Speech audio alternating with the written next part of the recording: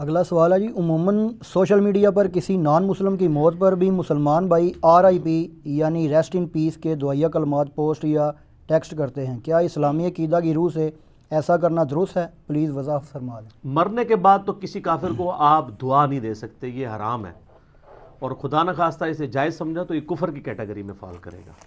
صراحتاً قرآن حکیم میں اللہ تعالیٰ نے اس کو منع کیا ہے، اور کس کو منع کیا؟ پیغمبر کو، نبی صلی اللہ علیہ وآلہ وسلم کو، سیدنا ابراہیم کو، آپ علیہ السلام کے صحابہ کو۔ آپ سورہ توبہ کے بالکل اینڈ میں پہنچ جائیں نا تو اس حوالے سے بڑی ڈیسائسو آیات ہیں جو مسلمانوں کا عقیدہ کلیئر کر دیں گی، اور اس مسئلے کو ہلکا نہ جانے۔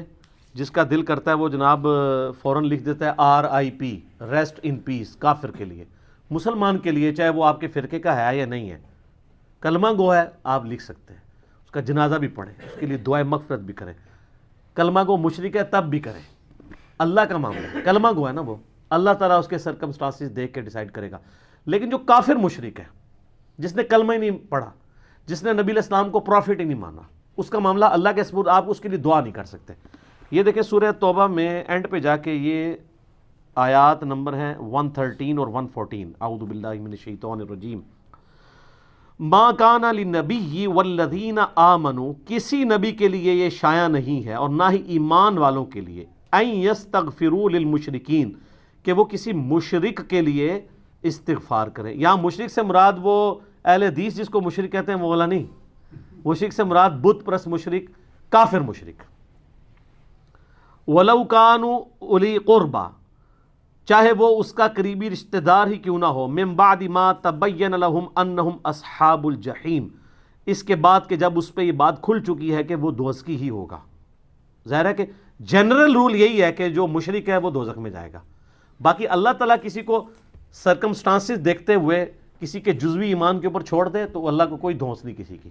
وہ بخاری مسلم میں حدیث ہے، ایک بندے کی موت کا وقت قریب آیا، اس نے اپنی اولاد کو اکٹھا کر کے کہا بتاؤ میں تمہارا کیسا باپ تھا؟ بڑا اچھا۔ ان کا پھر میری خواہش پوری کرو، جب میں مر جاؤں میری لاش کے ٹکڑے ٹکڑے کر دینا، اس کو آگ لگا دینا، اس کی راکھ ہواؤں میں سمندروں میں بکھیر دینا۔ لَإِن قَدَرَ اللَّهُ عَلَيَّ، اگر اللہ نے میرے پہ قدرت پا لی تو مجھے ایسا عذاب دے گا جو کسی کو نہ دیا ہوگا۔ تو یہ صراحتاً کفر ہے، یہ عقیدہ کہ اگر راکھ بکھیر دی جائے تو اللہ تعالیٰ زندہ نہیں کر سکتا، اس لیے تو وہ کرنا چاہ رہا تھا۔ جب وہ مر گیا تو مرنے کے بعد اس کے بیٹوں نے یہی کچھ کیا۔ بخاری مسلم کے الفاظ ہیں، مشکات میں آپ کو اللہ کی رحمت والے چیپٹر میں دوسری جلد کے سٹارٹ میں مل جائے گا۔ تو اللہ تعالیٰ نے ہواؤں کو، پانیوں کو حکم دیا، زمین کو کہ اس کے اجزاء جمع کرو، زندہ کر لیا۔ پھنس گیا، جس سے بھاگا تھا وہی چیز سامنے آ گئی۔ اللہ نے کہا یہ تو نے کیوں کیا؟ کہ یا اللہ تجھ سے ڈر گیا تھا۔ تو اللہ نے فرمایا تیرا یہ عقیدہ تھا تجھے مرنے کے بعد کوئی زندہ کر کے پوچھے گا؟ اس نے کہا یا اللہ میرا یہ عقیدہ تھا کہ مرنے کے بعد مجھے کوئی زندہ کرے گا، لیکن اس طریقے سے وہ سمجھتا تھا کہ اگر میری راکھ بکھیر دی گئی تو میرا مالک مجھے زندہ نہیں کر سکے گا۔ اس کا کفر جزوی تھا، کلی نہیں تھا۔ جزوی یہ تھا کہ اگر راکھ بکھر گئی پھر میں زندہ نہیں ہوں گا، اگر میری لاش ہی دفنائی گئی تو میں زندہ ہو جاؤں گا۔ لیکن کفر تو کفر ہے۔ ابن حجر اسقلانی نے بھی اس پہ پوری بحث کی ہے کہ کفر کر کے مرا ہے وہ، لیکن اللہ نے اس کے جزوی کفر کو ایکسیپٹ کر لیا، اس کی کم عقلی کی وجہ سے، نااہلی کی وجہ سے۔ اللہ نے فرمایا تیرا واقعی یقین تھا، یا اللہ جا تجھے بخش دیا، اللہ نے بخش دیا۔ اسی میں کہتا ہوں کلمہ کو مشرک جو ہے نا، اللہ کو ایک مانتا ہے، نماز اللہ کی پڑھتا ہے، نماز میں ایاک نعبد و ایاک نستعین پڑھتا ہے، اس کے باوجود کسی بابے کو پکار لیتا ہے، کوئی اور مسئلہ کرتا ہے، آپ اس کی اصلاح کریں، اس پہ فتویٰ نہ لگائیں کہ اس کو آپ دوزخ میں پھینکیں اور کہ یہ مر گیا میں نے اس کا جنازہ ہی نہیں پڑھنا۔ ویسے تو وہ بھی آپ کے ساتھ یہی کرتے ہیں، مر گیا مردود، نہ فاتحہ نہ درود، وہ بھی یہی کچھ کر رہے ہیں۔ مطلب بریلوی کے اہل حدیث کا جنازہ پڑھیں گے تو اہل حدیث اگر بریلوی کو نہیں پڑھے تو کوئی پریشانی بات نہیں ہے۔ سنی شیعہ، شیعہ سنی کا، اب تو خیر کو پڑھ لے تو زیادہ بات ہے، اب تھوڑی ماڈریشن آ گئی ہے۔ تو یہ اللہ تعالیٰ فرما رہا ہے کہ جب ان پہ یہ کھل جائے کہ مشرک ہے، نہ ان کے ساتھ استغفار نہیں کر سکتا۔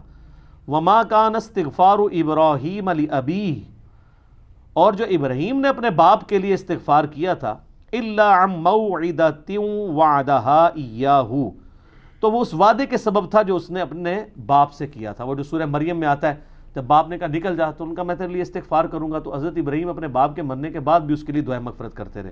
تو اللہ نے کانٹا نکال دیا کہ کوئی ابراہیم کی پلی نہ لے کہ ابراہیم بھی تو اپنے کافر باپ کے لیے ٹھیک. اب یہ باپ تھا یا وہ چچا تھا, یعنی باپ کے دو معنی ہیں نا, والد اور چچا دونوں کے لیے باپ کا لفظ, تو یہ ایک علیحدہ بحث ہے, اس کو چھوڑ دیں. تو یہاں پہ باپ ہے, تو باپ کے لیے جو اس نے استغفار کی تو اس وعدے کے سبب تھی.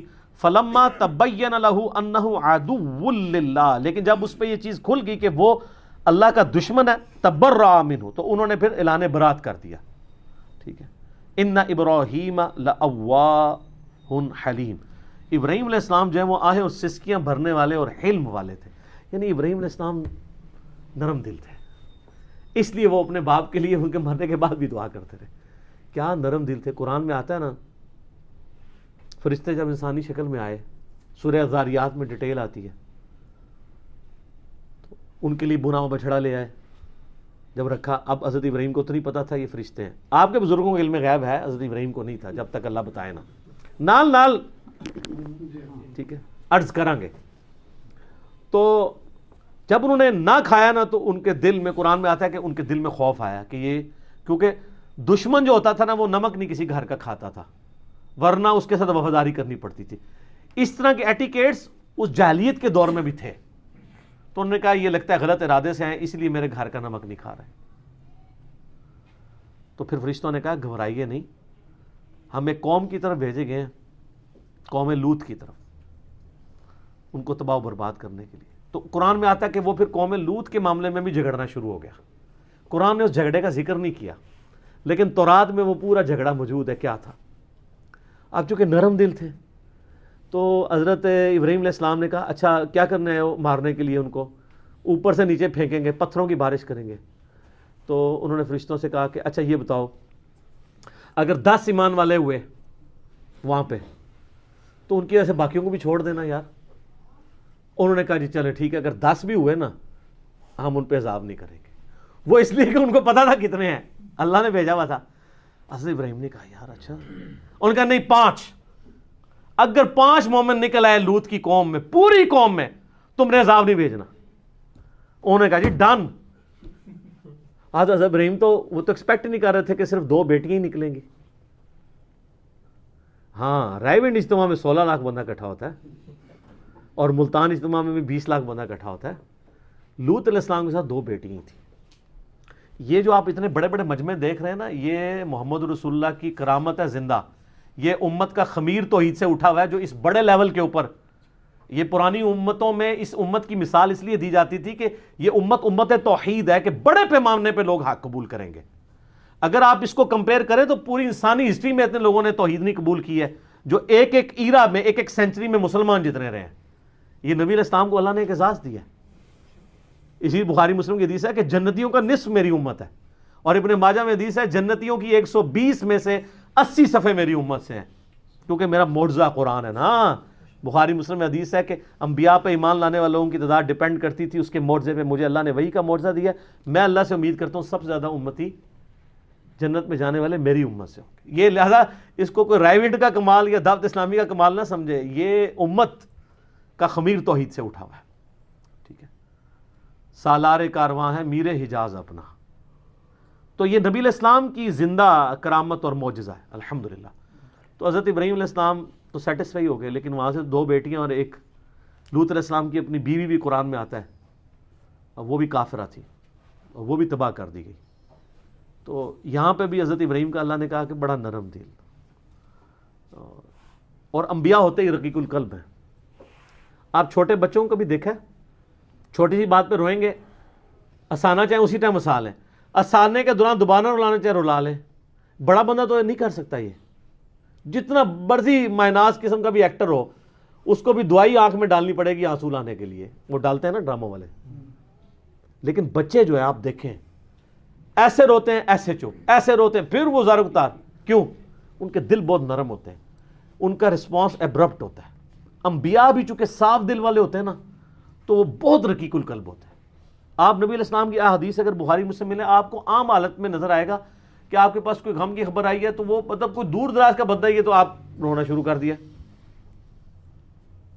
آنسو نہیں تھم رہے. کسی کی غم کی کوئی بات سنی تو فوراً رسپانس ہوتا تھا. تو ابراہیم علیہ السلام بھی جو ہے وہ نرم دل. اللہ کہہ رہا ہے دیکھ لیں یار کمال نرم دلی اس کی ہے جس کو اللہ کہہ رہا ہے نرم دل.